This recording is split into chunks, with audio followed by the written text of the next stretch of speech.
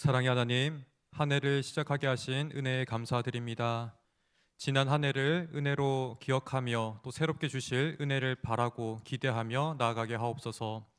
무엇보다도 말씀을 중심으로 복음을 굳게 소유하여서 주님을 따르는 제자의 삶 살도록 인도하여 주옵소서. 주님의 칭찬하심과 우리를 기뻐하실 그날을 우리가 가장 기대하는 큰 소망이 되게 하여 주옵소서. 주님과 동행함으로 삶의 회복과 새롭게 하심을 풍성히 누리는 우리 모두가 되게 하여 주옵소서. 이 말씀을 듣고 기도하는 시간 또한 동일한 은혜로 풍성케 하여 주옵소서. 감사드리며 우리 구주 예수 그리스도 이름으로 기도드립니다. 아멘. 오늘 함께 보실 말씀은 베드로후서 3장 1절부터 13절의 말씀입니다. 신약 성경 386면에 있습니다.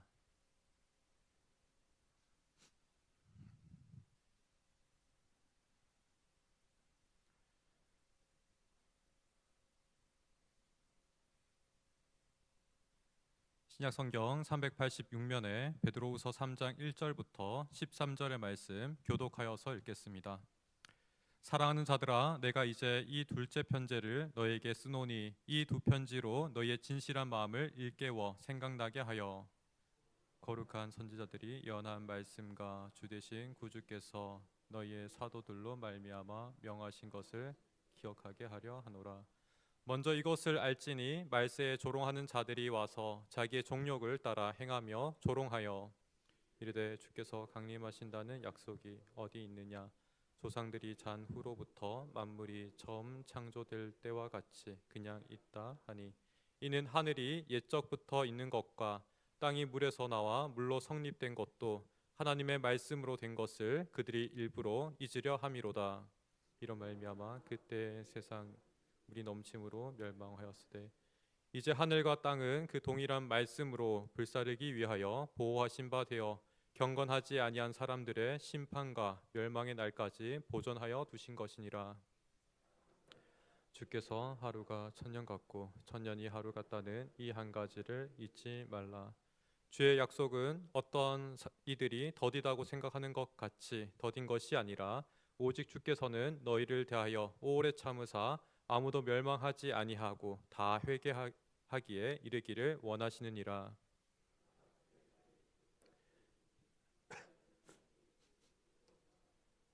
물질이 뜨거운 불에 풀어지고 땅과 그 중에 있는 모든 일이 드러나리로다. 이 모든 것이 이렇게 풀어지리니 너희가 어떠한 사람이 되어야 마땅하냐. 거룩한 행실과 경건함으로 하나님의 날이 임하기를 바라보고 간절히 사모하라. 그날에 하늘이 불에 타서 풀어지고 물질이 뜨거운 불에 녹아지라. 함께 읽겠습니다. 우리는 그의 약속대로 의가 있는 곳인 새 하늘과 새 땅을 바라보도다. 아멘. 사랑하는 성도님들, 지난 25년의 한 해, 2025년의 한 해의 의동교회 표어는 굳게 서서 항상 주의 일에 힘쓰는 교회였습니다. 새해 맞이 영상을 보면서 25년의 한 해의 표어대로 잘 살았구나, 저는 그런 생각이 들었습니다. 또 무엇보다도 개인적으로 더욱 복음 위에 굳게 서서 또 인내하고 차근차근 제가 할 수 있는 일을 성실하게 하는 법을 배웠던 귀한 시간이었습니다. 교회 사역에서도 그러하고 또 가정 안에서도 성장을 이루었던 것이 참 감사했던 한 해였습니다. 26년의 신년을 준비하면서 교회의 새 주제와 표어 또한 저는 미리 묵상할 기회가 있었습니다. 새해에는 전도와 선교를 중심으로 복음을 자랑하라, 복음으로 살아가라라는 표어로 우리가 살아갑니다. 그래서 개인적으로 많은 도전과 또한 기대 또한 되는 새로운 한 해입니다. 한편으로 이러한 주제는 25년의 표어를 이어가는 참 적절한 주제라는 생각도 듭니다. 복음 위에서 굳게 서서 항상 주의 일에 힘쓰는 교회로 도전하고 또 다양한 노력을 해보았기 때문에 그 성장을 토대로 우리가 복음을 자랑하고 또 복음으로 살아가는 그런 삶으로서 복음을 전하고 선교할 수 있다는 생각이 들었기 때문입니다. 우리 모두가 선교와 전도에 있어서 우리 삶과 너무 멀리 있다라고 생각하지 말았으면 합니다. 주님께서 우리에게 주신 마땅한 명령이고 또 동시에 우리 삶이 되어야 할 우리 자신의 일부이기 때문에 그렇습니다. 지난 2025년과 같이 복음 위에 굳게 서서 항상 주의 일에 힘썼던 것 같이 여전히 동일하게 나아가는 귀한 성도님들 되시기를 바랍니다. 베드로 사도는 3장을 시작하면서 사랑하는 자들아 이렇게 부르며 결론적인 권면을 주었습니다. 이것은 생소한 권면이 결코 아니었습니다. 아주 이 성도들에게 익숙했던 권면이었습니다. 구약의 거룩한 선지자들이 이것을 예언하였고 또 동시로 예수님께서 명령하셨던 말씀이었습니다. 이것을 일깨우고 생각나게 하려고 한다는 것이 사도 베드로의 그러한 의도였습니다. 이렇게 해야만 했던 이유는 초대교회 당시에 거짓된 사람들, 미혹하는 사람들로부터 도전을 받았기 때문입니다. 하나님의 말씀은 분명히 확실한 것인데 어떻게 흔들릴 수 있을까? 그리고 구약에서도 선지자들이 이야기한 것이었고 예수님께서 친히 명령한 것인데 어떻게 흔들릴 수 있을까? 우리는 이런 의문을 품을 수 있습니다. 그러나 바로 이러한 생각이 있기 때문에 사람들은 안심하게 되고 안일하게 됩니다. 미혹하는 사람들은 베드로후서 2장의 말씀과 같이 삶을 파고들며 이야기하기 때문에 그렇습니다. 먼저 삶을 흐려놓고 나서 말씀을 흔들기 때문입니다. 삶이 이렇지 않느냐라고 반문하면서 말씀을 우리가 타협할 수 있는 그 선까지 우리가 믿고 지켜야 한다라고 말하기 때문입니다. 이들의 삶을 먼저 확인해 본다면 3절의 말씀에서 찾을 수 있습니다. 말세에 조롱하는 자들로서 그들을 표현하고 있는데요. 그들은 자기의 정욕을 따라 행하며 조롱한다라고 이야기합니다. 정욕을 따르는 삶, 곧 음란한 삶으로 우리가 이해할 수 있습니다. 곧 그들의 정체성을 폭로하고 있는 것입니다. 이어지는 4절에서 이들의 주장을 확인할 수 있습니다. 주께서 강림하신다는 약속이 어디 있느냐라고 이들이 반문합니다. 주께서 강림하신다는 약속이 없다라는 것입니다. 이 주장만 놓고 본다면 우리가 참 어이가 없고 기가 막힐 그런 주장입니다.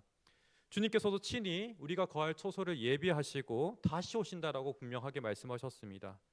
사도들 또한 어떻게 증언하였습니까? 너희 가운데 하늘로 올려지신 이 예수를 너희가 하늘로 가심을 본 그대로 오시리라고 증언하였습니다. 그런데도 정욕을 따라 행하며 조롱하는 이들은 주님께서 결코 다시 오지 않는다라고 가감하게 이야기하였습니다. 이들은 눈에 보이는 것과 또 경험을 근거로 하여서 이것을 근거로 들었습니다. 이어지는 4절입니다. 조상들이 잔 후로부터 만물이 처음 창조될 때와 같이 그냥 있다라고 하였습니다. 우리 눈에 보이는 자연은 분명히 그대로 있고 계속되는 것처럼 그렇게 생각하기 쉽습니다. 나름대로 타당한 그런 근거처럼 여겨집니다. 우리 주변에 위천이 계속 흘러가지요. 계속해서 우리가 변함없이 흘러갑니다. 해는 동쪽에 떠서 서쪽으로 집니다. 봄과 여름과 가을과 겨울은 계속되고 온 세상의 초목들은 때마다 시절을 따라 다른 옷을 입습니다. 계절은 변하지만 이 사이클, 그 변화의 주기는 그대로입니다. 우리의 눈과 경험에 근거한다면 맞는 말 같습니다. 그러나 말씀에 근거하면 이 말은 틀린 말입니다. 5절과 6절에서 베드로 사도는 반박하는데요. 먼저 창세기 1장과 3절을 근거하여서 반박합니다. 창세기 1장과 3절을 화면을 통해서 봐주십시오. 창조 때에 하나님께서는 천지를 창조하신 다음에 땅은 혼돈하고 공허하며 흑암이 깊음 위에 있었다라고 말씀합니다. 땅이 처음부터 지금과 같이 그러한 형태로 있었던 것은 아닙니다. 하나님께서 창조하셨지만 그 땅은 처음에는 혼돈하고 공허하며 흑암이 깊은 상태에 있었습니다. 이러한 상태에서 하나님이 질서를 잡아 가셨습니다. 첫째 날은 빛을 창조하셨고 둘째 날은 궁창 곧 하늘을 창조하셨으며 셋째 날에는 물에서 땅을 드러내셨습니다. 즉 미혹하는 사람들은 이러한 창조의 과정을 무시하였습니다. 그들의 경험에 근거하였기 때문에 창조 아래 만물은 그냥 그대로 있다라고 하였습니다. 베드로의 반박의 두 번째 내용은 노아 홍수입니다. 정욕을 쫓는 이들의 말은 노아 홍수와도 지나치게 배치되는 말이었습니다. 노아 홍수는 분명히 대격변의 시기였고 온 세상이 방주에 탄 노아의 가족과 생물을 제외하고서는 모조리 멸망하였습니다. 말씀에 근거한다면 이들의 주장이 거짓된다는 것이 분명하게 드러났습니다. 왜 교회 안에서 미혹하는 이들이 이러한 말을 하고 다녔을까요? 왜 현상에 근거해서 말씀을 판단했을까요? 그 이유는 그들이 정욕에 치우친 사람이었기 때문에 그렇습니다. 사람들은 자기를 합리화하곤 합니다. 그러하기 마련입니다. 경건한 삶을 살지 못하고 계속해서 방종한 삶, 또 죄를 끊지 못하는 그러한 삶이 있기 때문에 합리화를 합니다. 이들의 정체성이 곧 이들의 해석이었습니다. 그리하여 삶의 잠시간의 즐거움을 쫓아서 영원한 말씀을 거부하는 어리석음을 범하였습니다. 사랑하는 성도님들, 주님의 말씀을 우리의 경험보다 우선하시기를 바랍니다. 무엇보다도 하나님을 향한 사랑과 경건의 마음을 가지고 말씀을 받으시기 바랍니다. 그 말씀을 굳세게 믿으며 진리 위에 굳건하게 살아가시기를 간절히 바랍니다. 그런데 이러한 굳센 진리 위에 서지 못하는 미혹은 여전히 지금 또 계속되고 있습니다. 이 미혹이 여전히 우리의 피부에 와닿지 않는다면 우리가 한편 이렇게 반문하면 어떨까 생각합니다. 주님께서 다시 오는 날을 우리는 여전히 기다리고 있는가? 이것이 우리에게 가장 큰 기대와 소망인가라고 우리 스스로 반문해 보면 어떻습니까? 베드로 이 당시에 사람들 또한 그들의 정욕에 따른 삶이 가장 나타나는 큰 특징이 무엇이었냐면 주님의 재림을 부정하는 것이었습니다. 정욕을 따르는 그 삶이 나타나는 현상이 주님의 오신 날을 기대하지 않는 것이었습니다. 주님께서 강림하신다는 약속이 어디에 있느냐? 이러한 질문이 그 당시의 질문이었다면 오늘날에는 주님께서 한편으로는 더디 오셨으면 좋겠습니다. 주님을 만나기 위해서는 저에게 많은 준비가 필요합니다.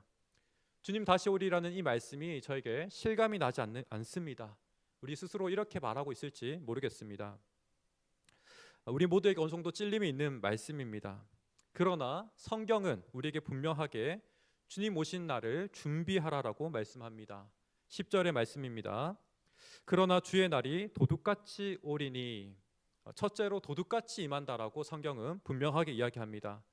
즉 이 말씀은 우리가 주님이 오신 날을 벼락치기와 같이 준비할 수가 없다라는 것입니다.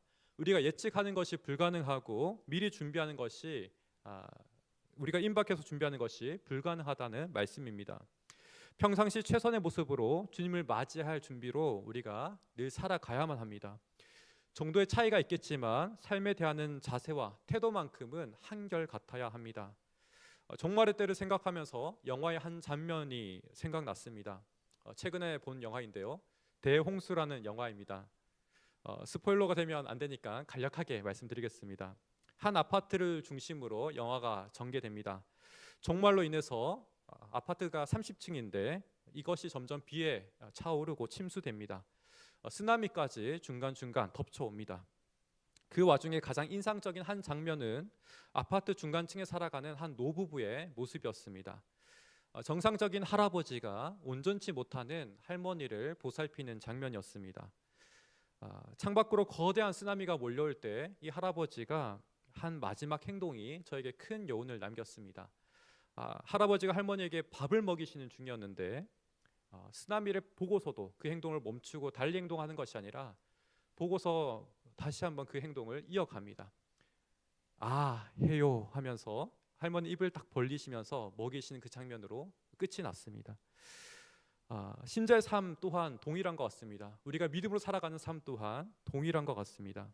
우리가 진정으로 깨어서 살아간다면 도둑같이 긴박하게 임박하는 그 종말 앞에서도 우리의 행동을 달리할 것이 전혀 없습니다. 쓰나미가 10초 뒤에 덮쳐서 생을 마감하게 된다 할지라도 우리의 삶을 달리할 것이 없습니다. 이어지는 10절의 종말의 모습에서 하늘이 큰 소리로 떠나가고 물질이 뜨거운 불에 풀어진다라고 말합니다. 정확히 우리가 상상할 수는 없지만 이 말씀대로 될 것이 분명합니다. 그런데 베드로가 정말 우리에게 하고자 하는 말은 이 말이 아니라, 이 말을 통해서 우리를 절망하게 하는 것이 아니라 소망을 주기 위함입니다. 바로 뒤에 이어지는 말씀입니다. 오히려 땅과 그 중에 있는 모든 일이 드러나리라라고 말하였습니다. 이것이 가장 핵심적인 말씀입니다. 모든 일이 드러나고 거짓되고 악한 것들은 모조리 소멸되겠지만 진짜 남아야 할 것은 남습니다. 마지막에 결국 무엇이 우리에게 남겠습니까? 경건하고 믿음의 삶이 이때 남습니다. 오히려 이러한 삶이 빛이 납니다. 여기서 불은 완전한 소멸의 도구가 아니라 불순물을 제거하는 재련의 도구입니다. 그러하기에 경건하고 믿음의 삶이 남고 빛이 납니다. 그래서 13절에서는 이러한 날을 간절하게 사모하라는 말과 더불어 우리가 바라보아야 할 소망을 이야기합니다. 함께 읽겠습니다. 우리는 그의 약속대로 의가 있는 곳인 새 하늘과 새 땅을 바라보도다. 이와 같이 말씀하였습니다. 여기서 말하는 새롭게 한다는 것은 완전히 새로운 것을 이야기하지 않습니다. 연속성이 있는 질적으로 새로운 것을 말합니다. 기존의 것이 회복되고 갱신되는 것입니다. 마치 우리가 종말의 때에 육신을 입되 이 땅의 육신이 아니라 주님께서 부활하신 육신과 같이 우리가 새롭게 덧입는 것으로 상상할 수 있겠습니다. 여전히 이해하기 어렵겠지만 말씀이 의미하는 바는 연속성 안에서 새롭게 되는 것입니다. 모든 것이 사라지고 새롭게 되는 것이 결코 아닙니다. 베드로 사도의 비전 속에서 이 땅의 삶이 대단하게 중요합니다. 무시하고 방종하는 삶이 아니라 마음대로 살아가는 그런 삶이 아니라 한순간을 소중히 여기고 진정으로 내 삶에서 주님을 따라 동행하는 삶을 살아가는 삶이 중요합니다. 주님과 함께 살아가는 그런 삶을 예배라고 한다면 우리의 일상의 삶이 예배가 되어야 될 줄 믿습니다. 우리가 하루를 시작하며 이와 같이 고백할 수 있겠습니다. 주님, 새로운 하루를 주셔서 감사합니다. 주님, 저에게 깨끗한 마음과 깨끗한 생각을 주십시오.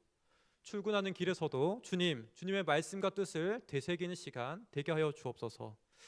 또 우리가 삶에 부딪히는 어려운 문제 속에서 어떻게 이야기할 수 있겠습니까? 주님, 어려운 문제가 생겼습니다. 이 문제를 어떻게 하면 좋겠습니까? 이와 같이 주님과 하루를 시작하면서 우리가 모든 삶의 자리에서 제자의 삶을 살아가야 합니다. 물론 우리가 완벽하게 주님과 동행하는 그런 삶을 살 수는 없을 것입니다. 그러나 경건을 사랑하고 회개하여서 주님을 날마다 가까이 해야 합니다. 이런 삶은 반드시 영원까지 이어질 것입니다. 주님께서 종말의 때에도 사라지지 않게 그리고 더욱더 아름답게 빛나게 하실 것입니다. 그래서 성경적인 바른 종말관을 가진 사람은 오늘이 바로 의미가 있고 경건과 믿음의 삶이 참으로 중요합니다. 사랑하는 성도님들, 새해가 된다 하여서 우리가 이전과 완전히 다른 목표를 가지고 사는 것이 아닙니다. 작년에 좋은 것을 여전히 우리가 이어가면서 좀 더 우리가 힘쓸 부분이 달라지고 집중할 부분이 조금 달라질 뿐입니다. 여전히 작년의 표회를 기억하며 올해의 새로운 한 해를 새롭게 살아야 합니다. 굳게 서서 항상 주의 일에 힘쓰는 교회로 여전히 살기를 바랍니다. 그리고 올 새해를 우리가 바라보며 더욱 힘쓸 것은 표와 같이 복음을 자랑하고 복음으로 살아가시기를 간절히 바랍니다. 이것을 계단으로 표현한다면 작년 표를 디딘 채 우리가 다음 계단인 복음을 자랑하고 복음을 전하는 삶으로 나아가시기를 바랍니다. 이런 삶은 만물이 불에 풀어진다 할지라도 남아서 더욱 아름답게 빛날 그러한 삶입니다. 사랑하는 성도님들, 이러한 삶은 제자의 삶이기도 합니다. 요즘 주보 칼럼남을 보게 되면 연속해서 제자의 삶, 이러한 훈련 소감문이 올라오고 있습니다. 바로 베드로 사도가 수신자가 되는 성도들을 일깨운 것처럼 하나같이 성도님들의 고백 가운데서 깨어났다라는 고백을 발견하였습니다. 담임 목사님과 제자 훈련을 함께 받으시는 성도님들이 말씀을 중심으로 삶을 교제하며 아름답게 서로를 빛나게 하는 모습을 칼럼 속에서 발견할 수 있었습니다. 새해에는 많은 분들이 보다 이 제자 훈련을 사모하면서 동참하셨으면 좋겠습니다. 다들 바쁘시겠지만 시간을 내어서 이러한 사모함을 가지셨으면 좋겠습니다. 교회 중직을 맡으신 분들이 더욱더 깨어서 제자 훈련의 기쁨을 누리시고 이 은혜를 주변에 전하셨으면 좋겠습니다. 그 외로도 양육 훈련에 함께 참여하시고 가르치시고 또 배우시면 좋겠습니다. 또 성경 공부에도 참여하시기를 간절히 바랍니다. 우리가 끊임없이 주님의 말씀을 사랑하고 그 진리 위에 서는 삶이 점과 흠이 많은 미혹한 이런 사람들부터 멀어지는 가장 좋은 방법입니다. 베드로 사도는 17절에서 미혹하는 사람들을 경계하라는 말과 더불어 18절에서 권면합니다. 구주 예수 그리스도의 은혜와 그를 아는 지식에서 자라가라라고 권면합니다. 경계는 우리에게 소극적인 대응이라면 주님을 알고 자라가는 것은 가장 적극적인 대응입니다. 새해에 바로 이러한 도전을 가지고 살아가시면 좋겠습니다. 또한 새해에는 우리가 성경 읽는 일 또한 열심을 내었으면 좋겠습니다. 일독하시는 분들이 참 많아져서 감사한데 새해에는 더욱더 많아지셨으면 좋겠습니다. 하루에 약 3장씩 읽으시면 일독하실 수 있습니다. 저와 또 저희 가정 또한 이러한 다짐으로 나아가려 합니다. 우리가 새로운 한 해를 시작하면서 이러한 다짐으로 모두 나아가시면 참 좋겠습니다. 꼭 이러한 형식이 아니라도 우리가 좀 더 주님 앞에서 아름답게 설려하는 그 모든 모습들이 종말에는 남아서 더욱더 아름답게 빛날 줄 믿습니다. 보다 삶에서 주님과 동행하시는 예배자로, 또 주님 말씀의 가르침을 뒤따르는 참된 제자로 살아가시기를 간절히 바랍니다. 진리가 종말에도 남아있기에 이 진리를 뒤따르는 성도의 삶 또한 종말에 아름답게 남습니다. 혹시 이 중에 주님 오심이 더디게 느껴지고 또 그런 삶이 기다린 것이 힘들게 느껴지시는 분이 계십니까? 9절에서는 이러한 삶을 주님의 오래 기다리시는 중이라고 우리에게 표현합니다. 아무도 멸망하지 아니하고 다 회개에 이르기를 원하신다라고 말씀하였습니다. 이 말씀이 더욱더 우리로 하여금 25년을 딛고 26년을 향해 힘차게 나아가게 합니다. 주님의 이 참으심은 우리 각 사람을 향해서도 참으시겠지만 모든 사람을 향하기도 합니다. 아무도 멸망하지 않고 다 회개하기를 원하십니다. 가까이 있는 우리가 사랑하는 가족으로부터 또 친족들과 우리 주변에 있는 지역사회의 이웃들을 향해서 우리가 복음을 가지고 뻗어나가시기를 간절히 소망합니다. 하나님의 진리와 복음이 먼저는 나를 웃게 하고 또 우리의 가족과 이웃을 더욱더 웃게 하는 아름다운 회복이 있기를, 또한 이런 삶을 꿈꾸시기를 간절히 바랍니다. 복음이 삶에 깊이 뿌리 내리고 스며들어서 우리의 삶이 복음과 하나 되기를 간절히 바랍니다. 우리의 삶으로 복음을 전하기를 바랍니다. 그리하여 하나님께서 주시는 풍성한 기쁨이 각 개인과 공동체 가운데 가득하기를 소망합니다. 우리 말씀을 기억하면서 함께 기도하겠습니다. 먼저 두 가지 기도 제목을 놓고 기도하겠습니다. 경건한 삶을 사랑하며 우리의 경험보다도 말씀을 근거하여 살아갈 수 있도록 기도하기 원합니다. 세상의 정욕적이고 개인적인 만족을 앞세운 삶을 멀리하며 말씀을 사랑하고 말씀으로 공동체를 함께 세우는 우리 우이동교회 되게 해달라고 기도하기 원합니다. 두 번째로는 오래 참으시는 하나님을 기억하며 회개하고 가족과 이웃들에게 복음을 자랑하고 복음으로 살아가는 삶으로 영광 돌리기를 우리 기도하기 원합니다. 내가 또 우리 우이동교회가 복음의 전달자가 되기를 원합니다. 주님의 거룩하신 뜻대로 살지 못하는 지난 날을 우리가 먼저 회개합니다. 오래 참으시고 우리를 기다리시는 주님 앞에 엎드려 회개합니다. 주님의 말씀을 따르며 참된 행복과 우리 각 사람을 먼저 이러한 행복을 누리게 하여 주시고 온 교우분들과 가정과 지역의 이웃들에게 함께 누리게 해달라고 기도하겠습니다.